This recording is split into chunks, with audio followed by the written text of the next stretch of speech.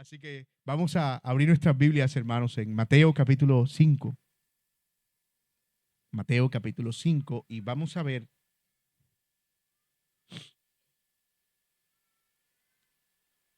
los versículos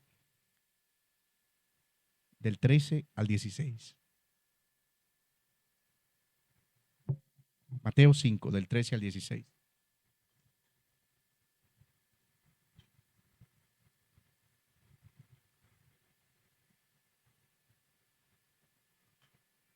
Si usted está ahí, yo no quiero incomodarle, pero si pudiéramos en un acto de reverencia ponernos de pie, porque estas palabras las dijo el Señor Jesucristo. Y no es que sean más Biblia que las otras, pero en este acto de reverencia quisiera que leyéramos juntos la palabra del Señor. Mateo 5, 13 al 16. Ustedes son la sal de la tierra. Pero si la sal se ha vuelto insípida, ¿con qué se hará salada otra vez?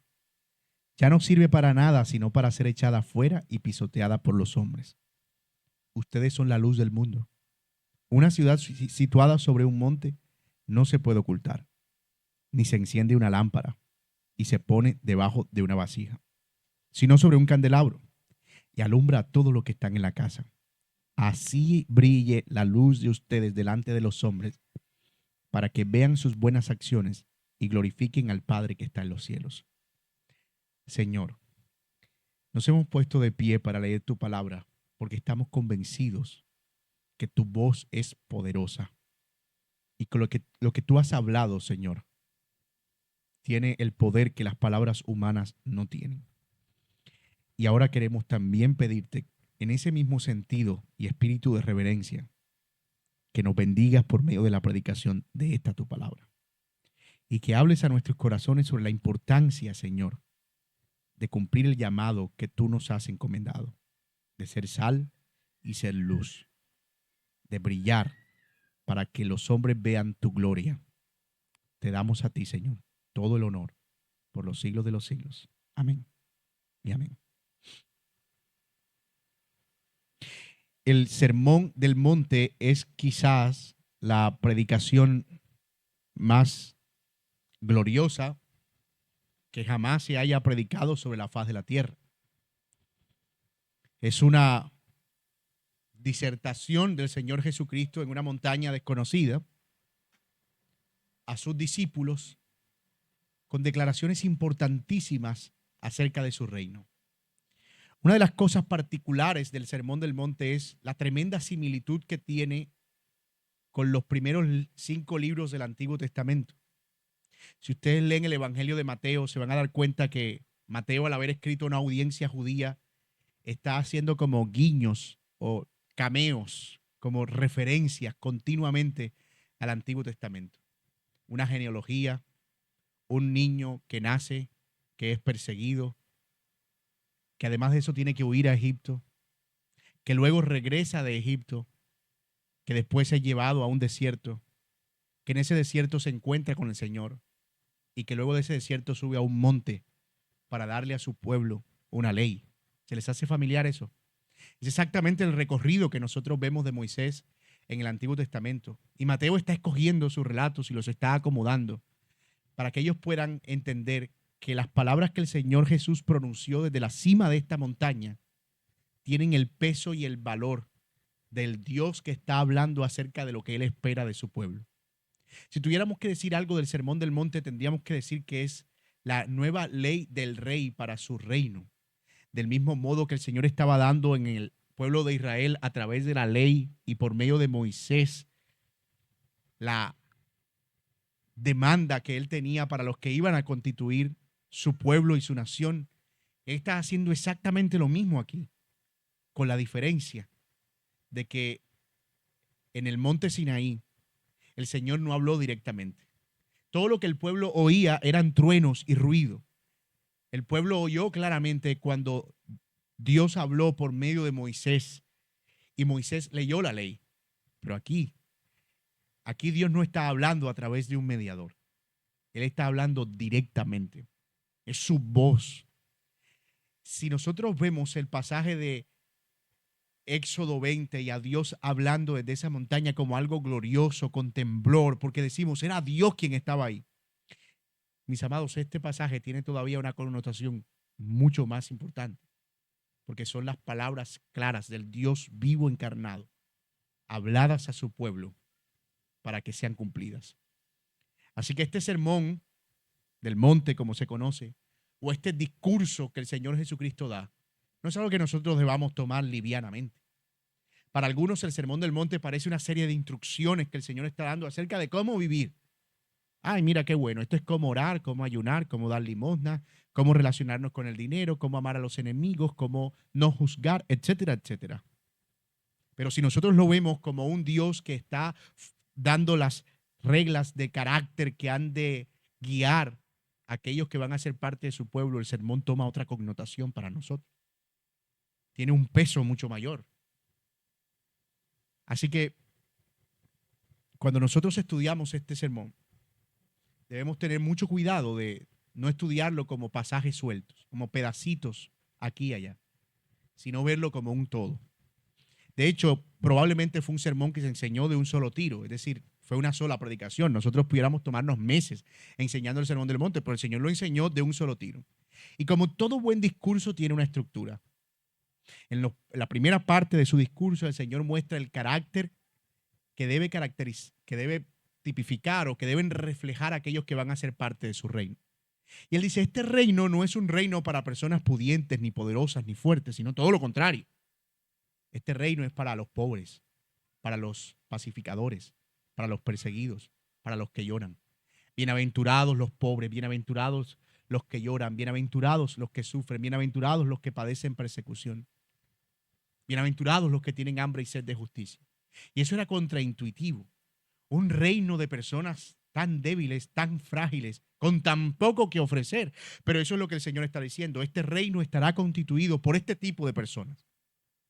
Luego, el Señor les dice que esas personas deben exhibir una justicia que es superior a la de los escribas y los fariseos.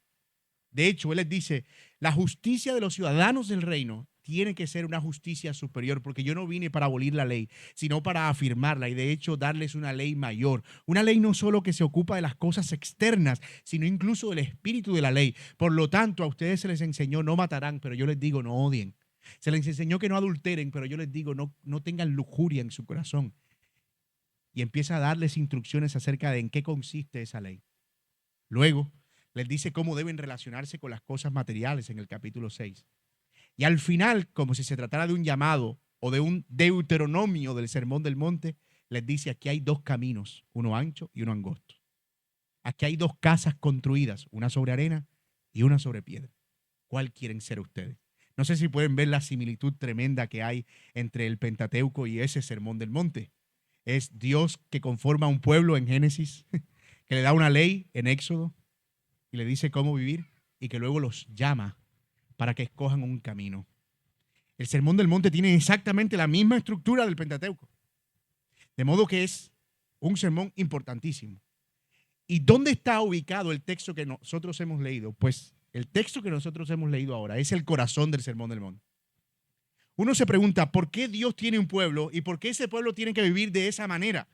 Es más, ¿para qué el Señor quiere un pueblo que viva de esa forma? La respuesta está en el texto que hemos leído. De hecho, si tuviéramos que resumir el Sermón del Monte en un argumento o encontrar, como dirían los profesores de lectura crítica, cuál es la idea principal del Sermón del Monte, diríamos que el Señor quiere un pueblo que tiene el carácter de los bienaventurados, que exhibe la justicia que es superior a la de los escribas y los fariseos, para que ese pueblo que vive así sea sal y luz, con el único propósito de que quienes los vean glorifiquen al Padre que está en los cielos. O sea, el punto principal del Sermón del Monte es que la gente que vive de acuerdo al reino viva de tal manera que quienes los vean glorifiquen al Padre que está en los cielos. Y ese propósito no es un propósito nuevo. Es el propósito de Dios desde el libro de Génesis, del por qué Él tiene un pueblo. Cuando Él llama a Adán y a Eva, Él le da un mandato: ustedes multiplíquense y llenen la tierra. ¿Y cuál era el propósito? Adán tenía la imagen de Dios, Eva provenía de Adán, por lo tanto tenía la imagen de Dios.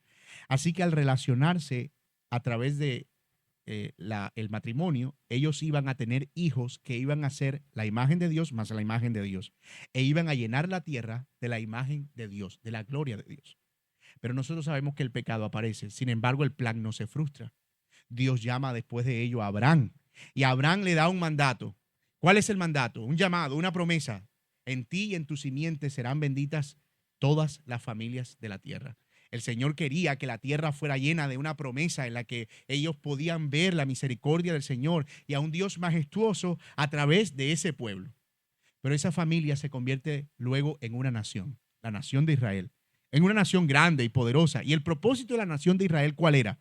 Pues no era otro que vivir como un pueblo santo para que las otras naciones vieran a ese pueblo y glorificaran a Dios a causa de esa santidad. Levítico dice: sean santos porque yo soy santo. El pueblo no tenía otro propósito: vivan de esta manera para que mi nombre sea glorificado.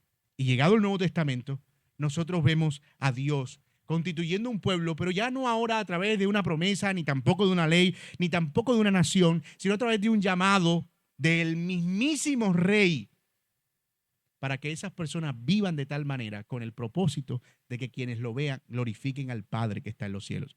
Si usted es de los que subraya la Biblia, y usted puede subrayar ese pedacito que leímos al final que dice: para que glorifiquen al Padre que está en los cielos, ese es el porqué de todo ese sermón del monte.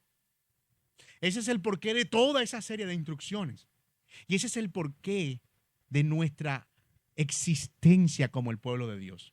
Vivimos de tal manera, o debemos vivir de tal manera, que quienes nos vean puedan glorificar al Padre que está en los cielos. Así que estamos hoy en el pasaje que llamamos el corazón del Sermón del Monte, y yo espero que podamos sacarle el mayor provecho posible. Y ese es justamente el argumento que yo quiero presentarles y que vamos a desarrollar en la mañana de hoy. Dios ha llamado a un reino de discípulos para que sean sal y luz del mundo y extiendan así su gloria.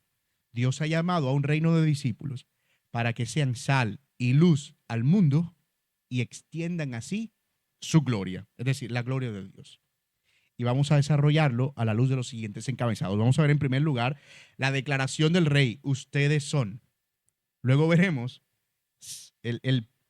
lo que está llamando el rey: a que sean un pueblo distinto, sal de la tierra, y a que sean un testimonio visible, luz del mundo. Ustedes son un pueblo distinto y un testimonio visible. Eso es básicamente lo que nosotros vamos a desarrollar. Y vamos a ver en primer lugar esa declaración del rey. Me quiero detener precisamente en esas palabras, o en esa palabra que está en el versículo 13. Ustedes son la sal de la tierra. Noten cómo empieza el Señor Jesucristo. Algún día,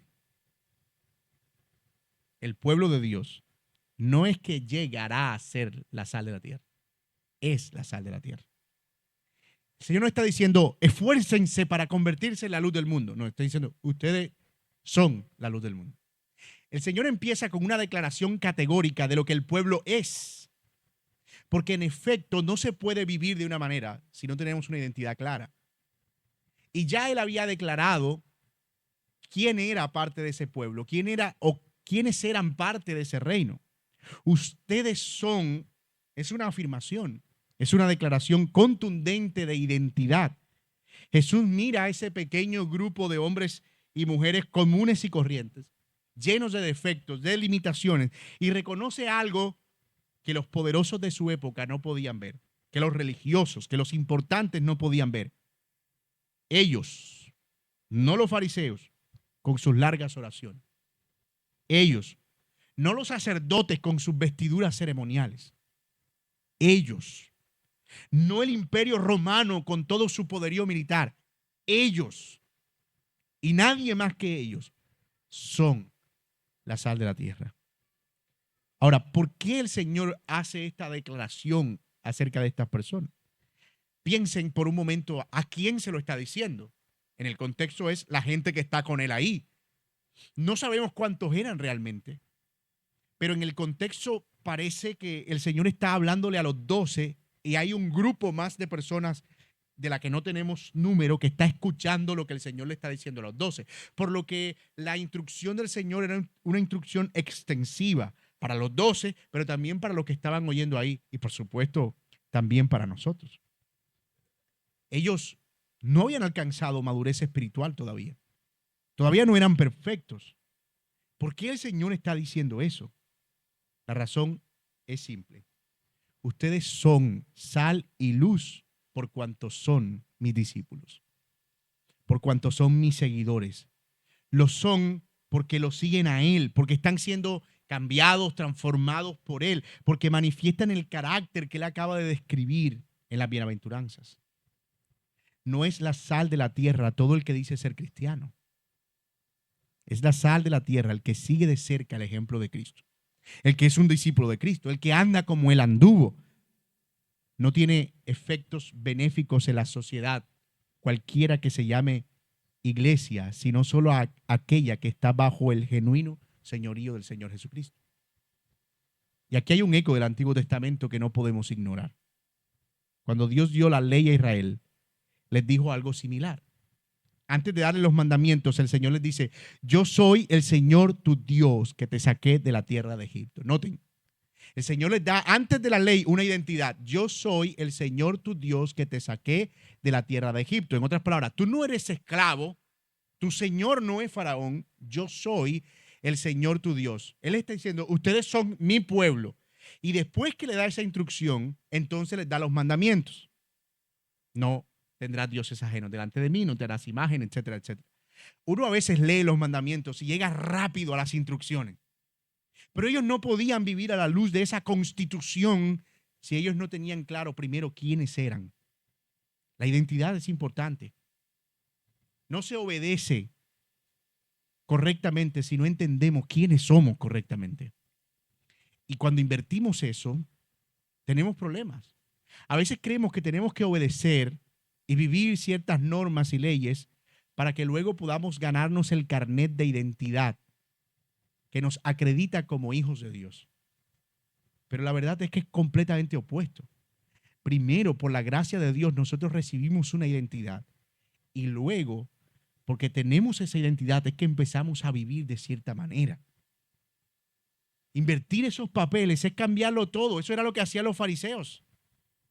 Hagan esto, y entonces serán el pueblo de Dios. El Señor está diciendo, no, no, no. Ellos son el pueblo de Dios.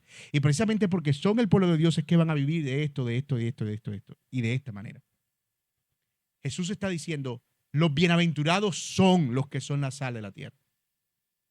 Cuando Dios quería que Israel comunicara su gloria a las naciones, les decía una y otra vez, sean santos porque yo soy santo. Siempre el Señor estuvo recordándoles quiénes eran, su identidad. Isaías lo expresó claramente, yo soy el Señor, en justicia te he llamado, te sostendré, por la mano y por ti velaré y te pondré como pacto para el pueblo y como luz para las naciones. Eso es Isaías 42:6.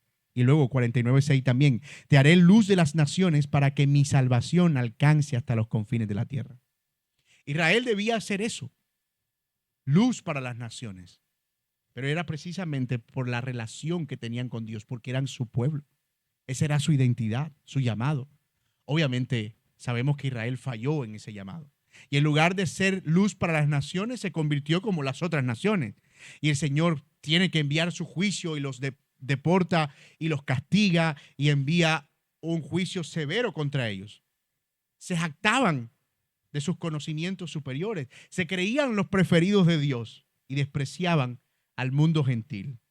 Y Pablo mismo habla de cómo esos judíos se consideraban guías de los ciegos, luz de los que estaban en tinieblas, pero su vida contradecía completamente esa pretensión. Ahora Jesús toma esas mismas palabras y las aplica a sus discípulos. Él está diciendo, ustedes piensan que los fariseos y los escribas son la luz del mundo. Ellos mismos se consideran la élite espiritual, pero yo les digo que ustedes, mis seguidores, son la verdadera luz del mundo. Eso era importantísimo, hermanos. Y de hecho era importante para quienes lo estaban oyendo y debe ser importante para nosotros. Porque esas personas que estaban reunidas alrededor de Cristo, cuando veían a un fariseo, parecía que estaban viendo a alguien de quien ellos ni siquiera eran dignos. O sea, un fariseo pasaba y ellos bajaban la cabeza. Oh, ahí va un fariseo. Ni siquiera quiero ensuciar su ropa. Los que más espirituales eran decían, oh, ¿cómo quisiera algún día llegar a ser tan puro como ellos? Y el Señor ahora les está diciendo, no, ellos no son la luz del mundo. Ustedes lo son. Y por eso es impresionante. Esa declaración de identidad, ese ustedes son, es el punto de partida para el resto. ¿Quiénes son sal y luz para el mundo? Ustedes, los discípulos del Señor Jesucristo, los bienaventurados, los que han creído, los que el Señor ha alcanzado, con todo y sus imperfecciones, con todo y su proceso de santificación en desarrollo, con todo y cuanto nos falte. Ustedes son los llamados a ser la luz del mundo. Solo los pobres en espíritu, los mansos, los misericordiosos, los puros de corazón, los pacificadores, pueden dar sabor a este mundo insípido y solo ellos pueden iluminar en medio de la oscuridad. Y eso nos lleva precisamente al siguiente encabezado. Esos ustedes, esa identidad que Dios declara para el pueblo, ¿cómo debe manifestarlo al mundo? A través de ser sal de la tierra o un pueblo distinto. El verso 13 dice, ustedes son la sal de la tierra, pero si la sal se ha vuelto insípida, ¿con qué se hará salada otra vez? Ya no sirve para nada, sino para ser echada afuera y pisoteada por los hombres. Jesús está usando una imagen que todas las personas que estaban ahí conocían. La sal. Todos estamos familiarizados con la sal. Pero ¿qué quiere decir exactamente con esa metáfora? Algunos comentaristas bíblicos prefieren enfatizar el poder preservativo de la sal. Entonces sugieren que el Señor se estaba refiriendo al hecho de que como en ese tiempo no existían refrigeradores y la gente usaba la sal para preservar las carnes, entonces Él está diciendo, ustedes son la sal de la tierra porque ustedes son los que van a proteger a este mundo de la podredumbre, para que el mundo no se pudra más de lo que ya está.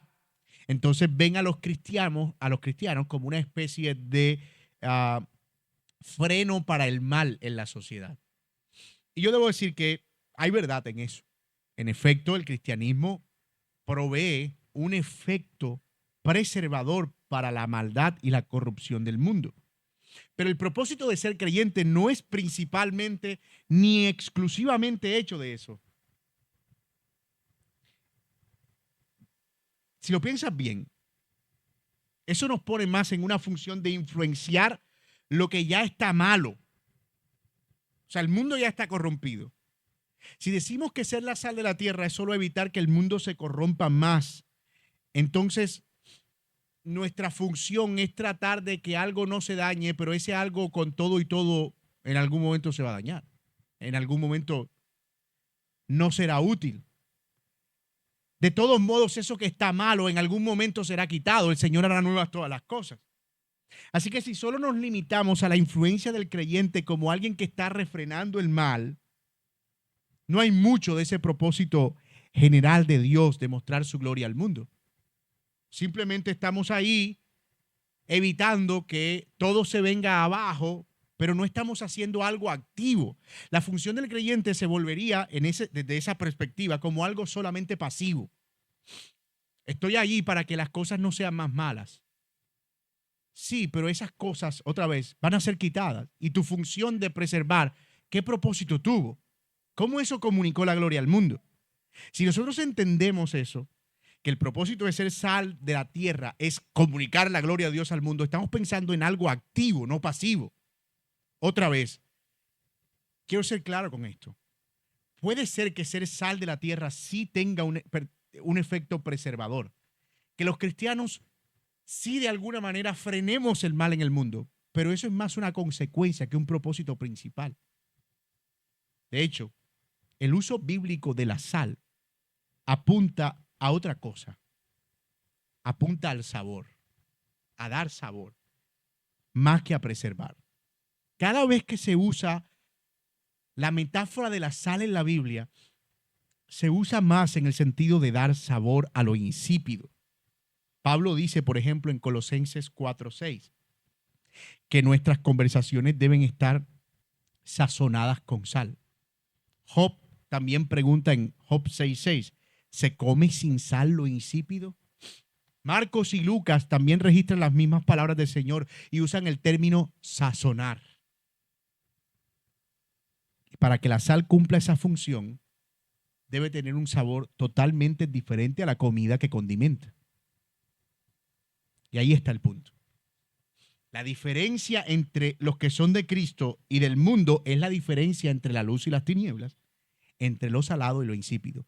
Lo que el Señor quiere enfatizar con ustedes son la sal de la tierra es, deben entender que ustedes son diferentes a la tierra, al resto del mundo, pero que tienen una función que le da sabor a eso. Ahorita vamos a mirar qué significa eso en términos más prácticos.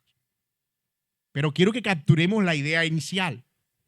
Es la idea de son diferentes, pero están involucrados, se necesitan el uno al otro. Y esto es importante porque la tentación puede ser que nosotros pensemos que somos sal, distintos, pero no tenemos ninguna relación. No podemos hacer nada por ese mundo. Y eso nos lleva a aislarnos, a meternos en una burbuja y a pensar que los cristianos somos una especie de super humanos que no pueden tocar lo inmundo porque lo inmundo los contamina. El Señor lo que está diciendo es, no, es como la sal y la comida. Tú no le echas comida a la sal.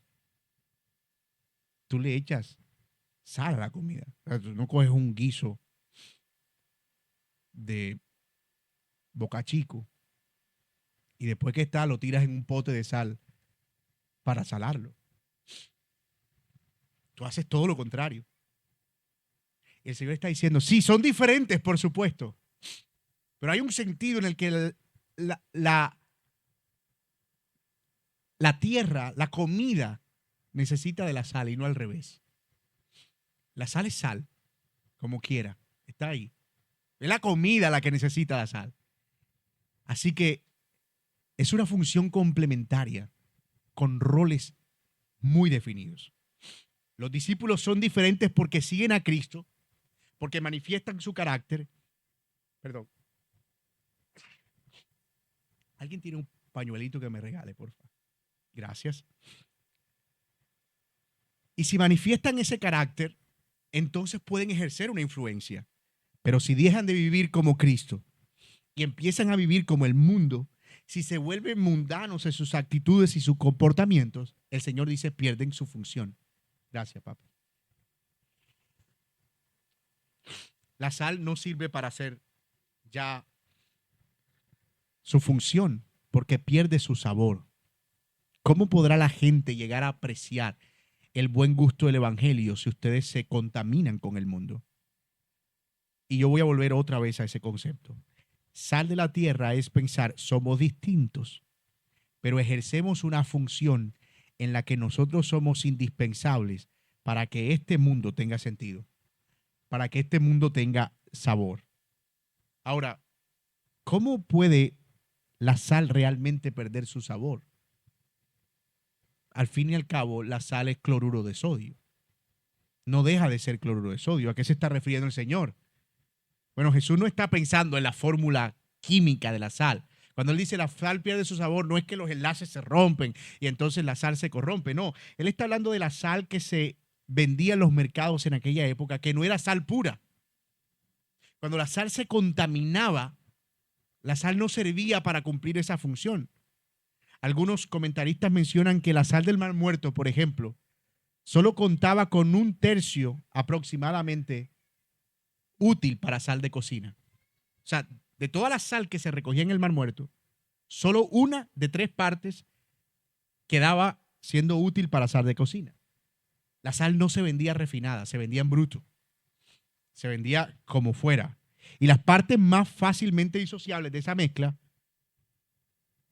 normalmente dañaban la parte buena. La humedad podía afectar el sabor también y muchas otras cosas.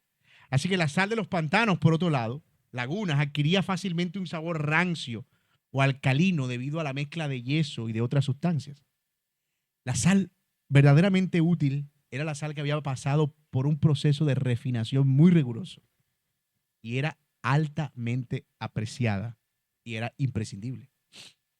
Imprescindible. De hecho, no sé si lo ha pensado, pero la sal es la única cosa insustituible. Tú puedes sustituir el azúcar por otras cosas. De hecho, podrías no consumir azúcar y vivir. Pero ¿con qué reemplaza usted la sal? No, que voy a echarle, qué sé yo. ¿Ah? Maggi. Bueno, la Maggi tiene sal.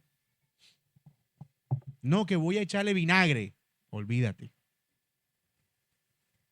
Tú sabes que eso no tiene sal. Es la única cosa que tú tienes en la mesa que no puedes sustituir. De hecho, uno sabe que cuando uno se vara por sal está llevado. La cosa está difícil. O sea, cuando no hay sal, uno dice, wow, hemos llegado al, al colmo, ¿verdad? Porque la sal es eso, insustituible. La sal pura, que no estaba contaminada, era altamente apreciada, pero la que no era pura ya no servía para nada. De hecho, no tenía ningún otro uso y se echaba afuera. O sea, no hay tal cosa como sal medio útil. No. Era o funciona o no funciona. O sirve para salar o no sirve para salar. Y estas palabras nos enseñan dos cosas, por lo menos, sobre nuestra relación con el mundo. Y ya mencionamos algunas, pero permítame concentrarme un poco más en ella. La primera, cuán estrecha debe ser la relación entre la sal y la comida, o entre los creyentes y el mundo. Los discípulos han sido quitados del mundo, sí, eso es verdad, en un sentido, pero seguimos en el mundo. Estamos en medio del mundo para penetrar a ese mundo con nuestro sabor salado. La sal sola no tiene provecho. Su función solo es apreciable cuando entra en contacto con lo insípido. Usted puede agarrar un guiso otra vez y lo pone en un plato y al lado le pone un tarro de sal, a menos que se acerquen y que usted deposite un poco de sal, habrá algo de sentido en esa relación. Pero la sal por sí sola, uno dice, oye, me estoy dudoso, no sé si me como el guiso o me como la sal. Es más, por eso es tan barata, porque su uso, perdón, es muy exclusivo o muy reducido. Sirve para comida y nada más que para comida. Si tú la quitas de ahí, no tiene ninguna otra función. Alguien dirá, sí, tiene un efecto abrasivo y exfoliante. Bueno, cosas que la gente se ha inventado después para el uso de la sal. Pero la realidad es que en su sentido más plano y más básico, la sal solo tiene provecho y su función es apreciable cuando entra en contacto con lo insípido, cuando se mezcla con la comida. El discípulo nunca debe intentar aislarse del mundo porque sería una negación de su llamado. Y la segunda cosa es cuán radicalmente distinta debe ser su vida. Tan diferente como lo es la sal de la comida en la cual es vertida. La convivencia con el mundo no debe hacer menguar o desaparecer nuestro sabor distintivo. Y esa es la tensión del discipulado. Estar en el mundo, pero no ser del mundo. Ese es nuestro reto todos los días. Cerca, pero diferente. Presente, pero distinto. Y hay una tercera cosa que quiero mencionar de ello. Lo tremendamente significativa que es la sal cuando entra en contacto con aquello que va a salar. De hecho, existe la expresión tantico de sal. ¿Sabe qué es tantico de sal? Lo que usted agarra con los dos dedos. Échale un tantico de sal. Y eso se parece a esta expresión del Señor Jesucristo de la levadura que un poquito leuda toda la masa. Tú no necesitas realmente una libra de sal para salar un sancocho, a menos que sea el sancocho del récord Guinness. usualmente son medidas pequeñas. Porque nos ha diseñado el Señor de tal manera que nuestro carácter que refleja a Cristo tiene un poder de influenciar verdaderamente significativo. Pequeñas acciones tienen una influencia verdaderamente significativa en personas que viven completamente contrario a Dios. ¿Cuántos de nosotros, tal vez cuando no éramos creyentes, fuimos impactados por personas que vivían con integridad y que con decisiones pequeñas decíamos, óyeme, esa persona se toma en serio su fe? Esa persona vive su fe. Posiblemente hacemos cosas que ni siquiera tenemos la intención de estar salando, pero el simple acto de estar ahí y movernos y ser lo que somos, sal, y ya, el simple hecho de estar presentes ya tiene un efecto. Mis amados hermanos, yo espero que esto nos esté haciendo pensar en lo tremendamente pedagógico que es este ejemplo.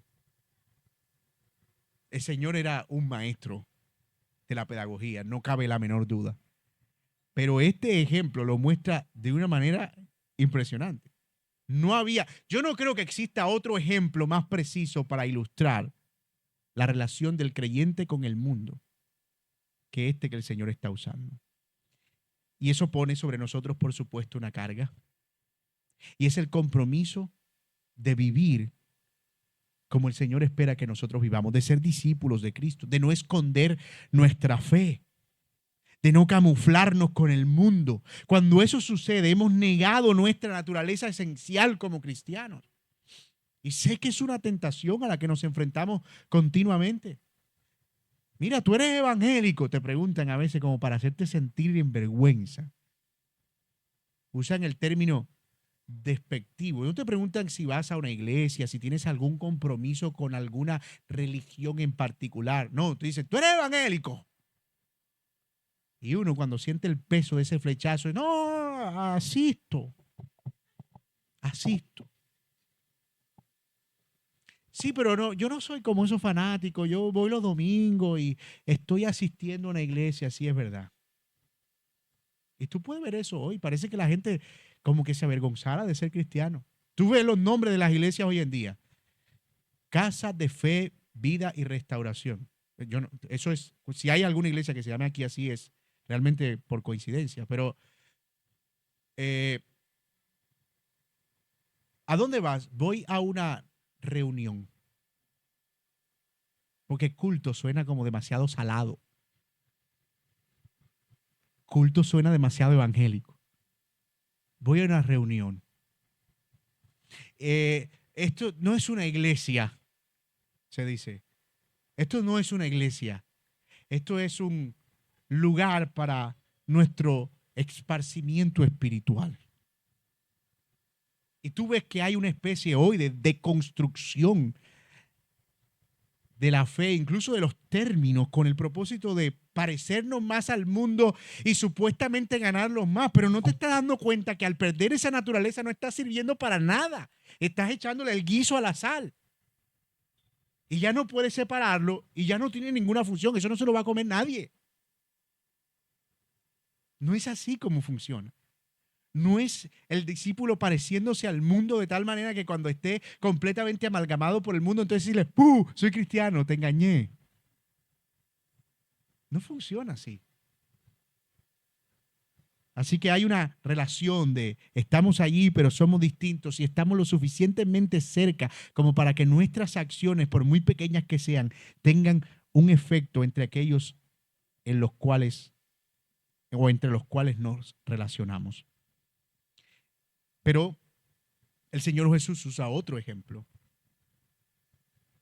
igualmente pedagógico y con una fuerza impresionante, acerca de qué es lo que los discípulos deben ser. Sal de la tierra y luego dice Mateo 5, 14 al 16, ustedes son la luz del mundo. Y usa dos ilustraciones para mostrar la importancia de eso.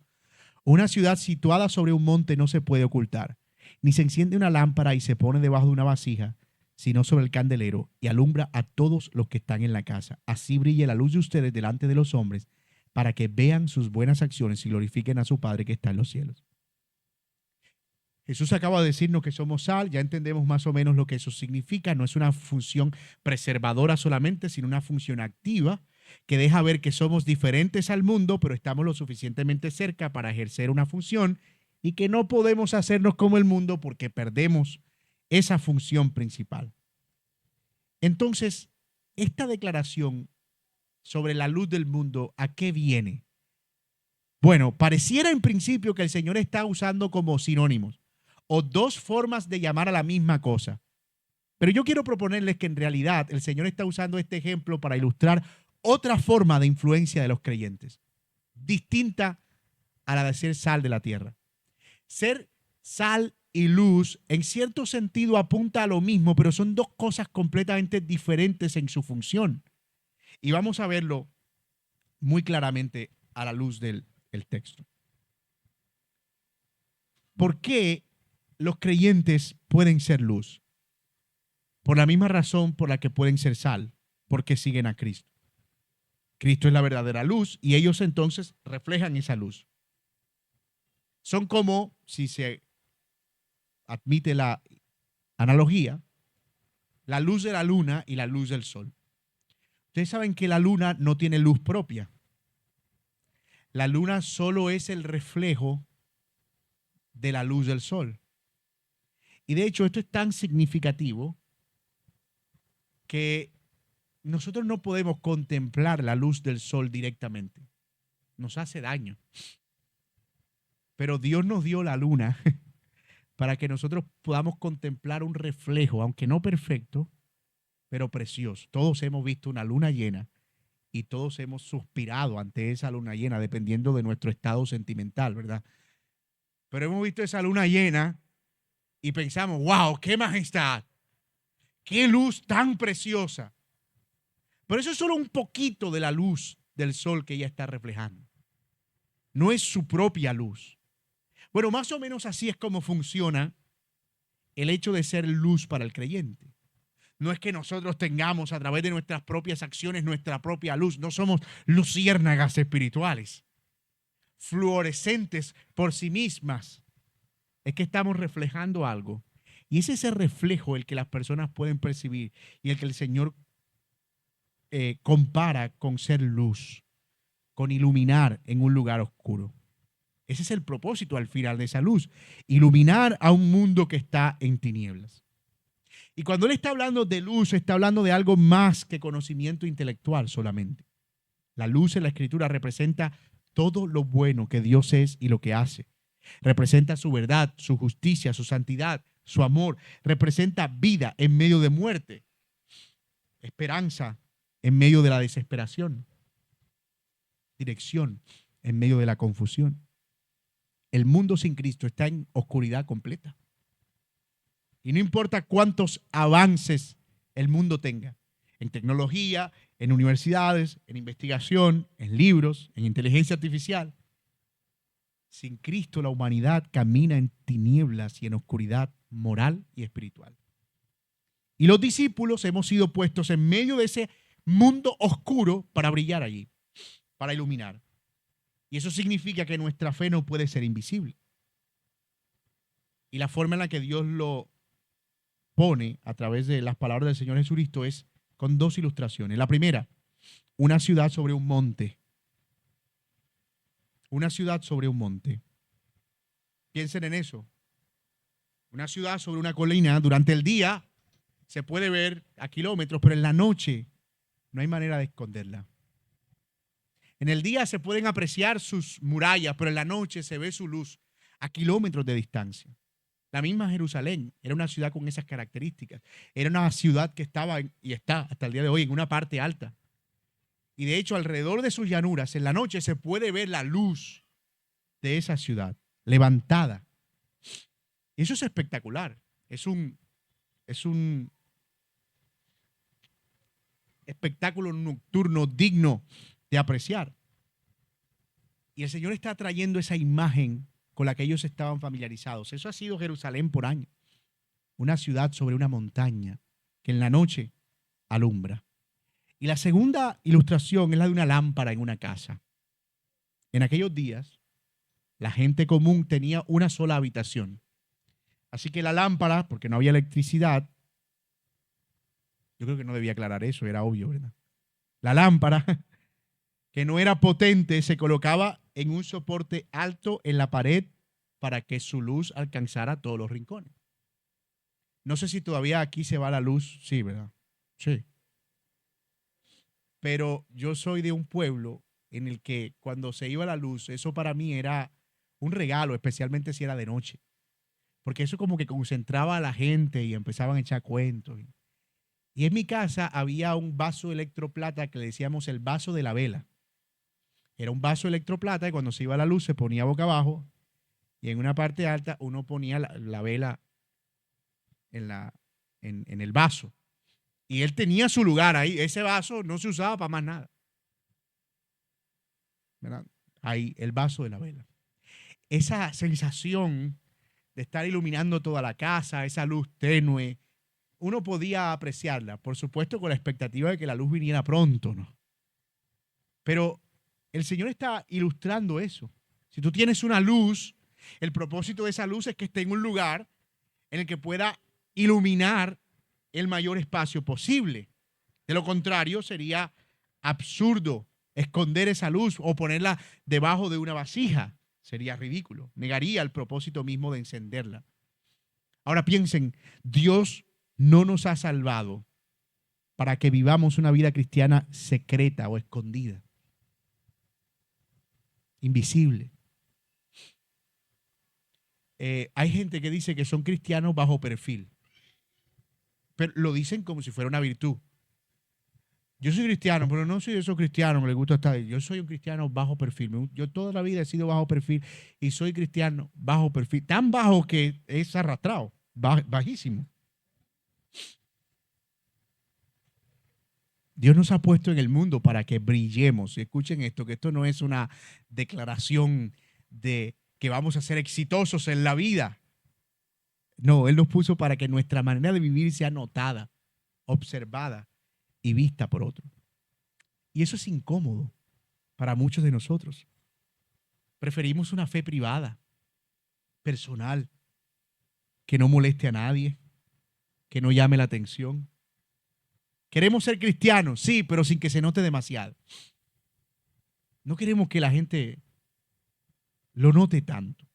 Queremos la salvación, sí, pero sin el costo del discipulado público. Yo no quiero tener que estar dando explicaciones acerca de mi fe.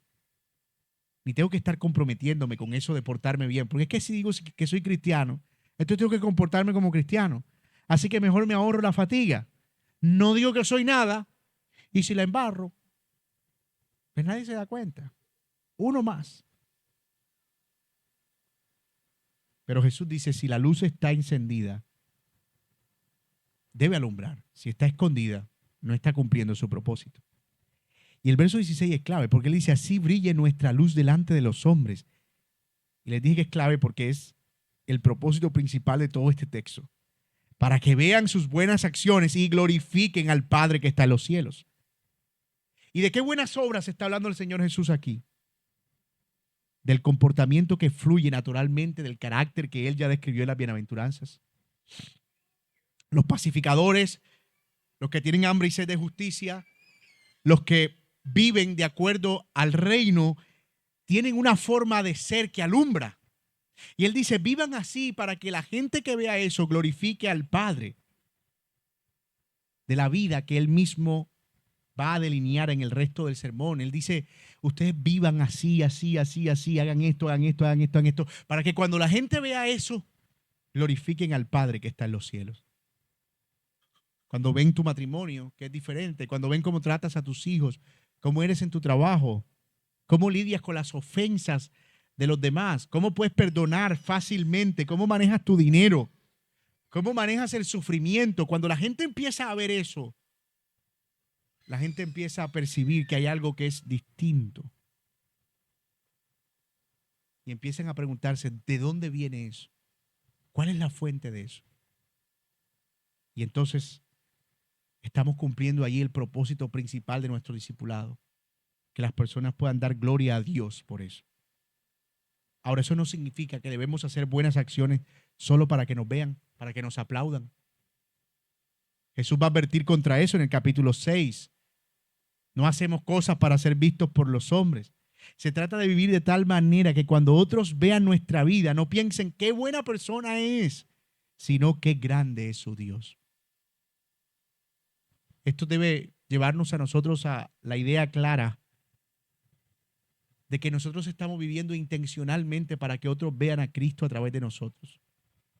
A veces estamos con esta falsa humildad de, ay, yo veo tu matrimonio, ay, no, nada, no, para nada. Por dentro estamos, ay, qué bueno que él piense que yo soy tan buen esposo. Pero por fuera estamos, no, no. Mira qué bueno empleado tú eres. No, yo no, para nada. Yo hago lo mejor que puedo, pero no. Falsa humildad. C.S. Lewis decía, la verdadera humildad no es pensar menos de ti, sino pensar en ti menos. No es pensar menos que tú eres, no, yo no soy nada, sino en pensar menos que tú eres el que está provocando eso. Es el Señor. Mira qué buen empleado, ¿cómo crías a tus hijos? Oh, gracias. Me alegra que lo notes. La razón de todo eso es la palabra de Dios. Es que he conocido al Señor. Si no fuera por el Señor, yo no pudiera hacer eso. Oh, pero mira, qué buen estudiante que eres. Qué bueno y qué juicioso. Mira cómo las clases tuyas todas. ¿Cómo haces? Ay, no, para nada. Yo no. Falsa humildad. Y eso es orgullo disfrazado. La actitud correcta, ¿cuál es? Ah, sí, qué bueno, gracias. Me alegra que lo hayas notado. En verdad que yo no podría hacer eso si el Señor no me permitiera. Y tienes una oportunidad para dirigir los ojos de las personas al Señor. No debemos ser tímidos, hermanos míos, con nuestra manera de vivir. El Señor nos ha dado su espíritu para vivir de una manera que alumbra y la luz tiene que verse. Y no para que la gente diga, wow, mira qué luz. Es para que puedan ver lo que está a su alrededor, a la luz de eso que está alumbrando. Y eso es la vida del creyente. Ese es el objetivo final de ser sal y luz. No que nos admiren a nosotros, sino que alaben a Dios. No que digan, eres increíble, sino que digan, tu Dios es verdadero. Tu Dios es verdadero. Ahora, al igual que la luna y el sol, no siempre la luz que refleja la luna es potente, no siempre es luna llena. A veces nuestra luz es un hilito. A veces es una luna nueva. Y otras veces, especialmente cuando estamos en el fuego del Espíritu, es una luna llena. Pero como quiera, el Señor nos llama a que haya luz. Unas veces más potente, otras veces un poco más tenues, pero siempre ha de ser el reflejo de la luz que recibimos de aquel a quien la Biblia llama el sol de justicia. El sol de justicia. Eso es aterrador y glorioso al mismo tiempo. No sé cómo explicarlo, pero es aterrador y glorioso. Aterrador porque somos tan frágiles, tan propensos a fallar, y glorioso porque Dios ha confiado en nosotros para mostrar su gloria al mundo.